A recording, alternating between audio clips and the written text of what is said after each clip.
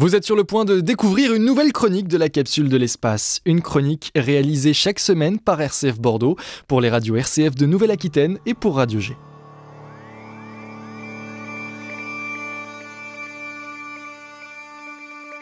On termine avec vous, Julien Rouillet, pour la capsule de l'espace. Bonsoir Julien. Bonsoir Blandine. On s'intéresse ce soir à l'histoire d'une navette spatiale européenne.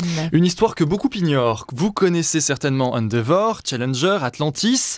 Ces navettes-là étaient américaines. Elles ont longtemps été l'illustration de la progression des États-Unis dans le domaine spatial, notamment en matière de vol habité. Plus tard estimée trop coûteuse et peu fiable, elle aura cependant inspiré l'Union soviétique. Vous le savez, les deux puissances mondiales ont sans cesse été dans une espèce de course à l'espace. Le premier à se rendre en orbite, le premier à sortir dans l'espace, le premier à se poser sur la Lune, et maintenant le premier à envoyer un équipage complet dans une navette réutilisable. D'accord, mais on ne parle toujours pas de l'Europe dans tout ça. Vous avez raison Blandine, je m'égare, mais l'Agence spatiale européenne n'est pas restée figée et sans objectif. Elle a, elle aussi, voulu mettre au point sa propre navette. Son nom ? Hermès. Et quelle est l'utilité d'un tel vaisseau pour les Européens alors ? À l'origine, Blandine, il y a un projet de station spatiale, d'abord française et imaginée par le CNES.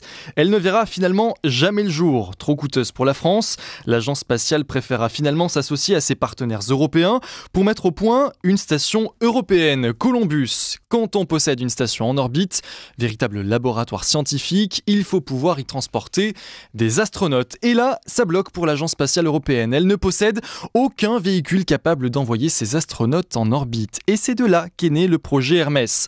D'abord pensé pour venir se placer au sommet du lanceur Ariane 4, c'est finalement pour s'adapter à la toute nouvelle Ariane 5 que le vaisseau sera développé. Et je dis bien développé, Blandine, car de longues années de travail ont été nécessaires pour répondre aux besoins et aux critères très exigeants de l'ESA. En 1987, une maquette en taille réelle est même présentée au salon du Bourget pour promouvoir le projet phare de l'Europe. Un projet qui avance bien, pourtant, je ne me souviens pas d'une navette européenne. Et pour cause, entre-temps, le projet de station spatiale européenne a été purement et simplement abandonné. La NASA, l'agence américaine, a proposé une collaboration à ses homologues européens.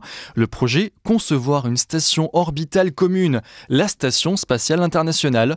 Le projet a de quoi réjouir l'ESA. Columbus ne doit à présent plus être une station autonome, mais un simple module à bord d'une station internationale. Un projet nettement moins ambitieux qu'au départ et donc nettement moins coûteux. Oui, mais voilà, l'Allemagne se questionne. Avons-nous réellement besoin d'un véhicule spatial européen pour rejoindre une station internationale dans laquelle se rendront de nombreux astronautes à l'aide de vaisseaux déjà opérationnels ? Ne pourrait-on pas envisager de voyager à bord d'un vaisseau étranger ? En 1992, l'Allemagne annonce se retirer du projet Hermès. Et là, ce sont les Français qui sont embêtés. L'Allemagne était le deuxième plus gros financeur du programme, après la France. Une réunion de crise est donc organisée à Grenade, en Espagne.